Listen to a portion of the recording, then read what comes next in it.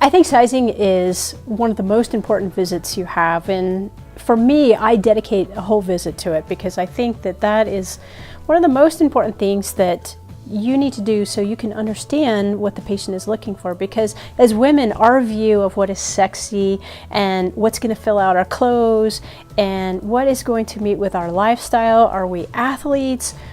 What's our body type?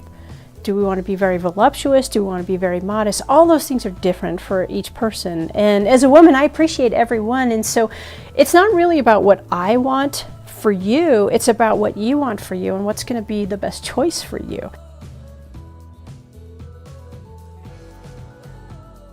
You really want to consider, what are your activities? What are you doing? Are you a marathon runner? Because if you're a marathon runner and having very, very large breasts may not be good long term.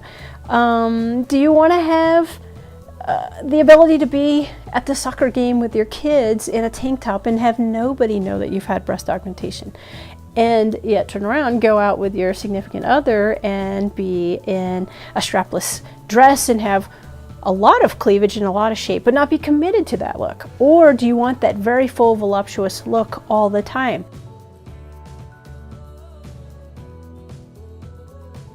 Proportion matters, and so if you take yourself out of proportion, whether it's too full or not full enough, it really begins to change the shape of your figure.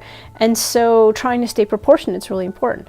If you go too small up top and you're very wide in the hips, you may still give the appearance of a triangle and maybe more of a pear shape.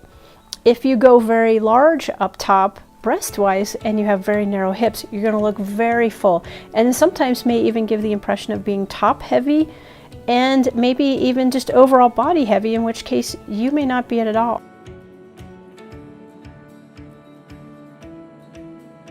Sizing is the opportunity for you to come in and be as blunt as possible and really make sure that you're expressing what you want. And for me, I like to have patients try on implants so that they can get a sense for what they're looking for.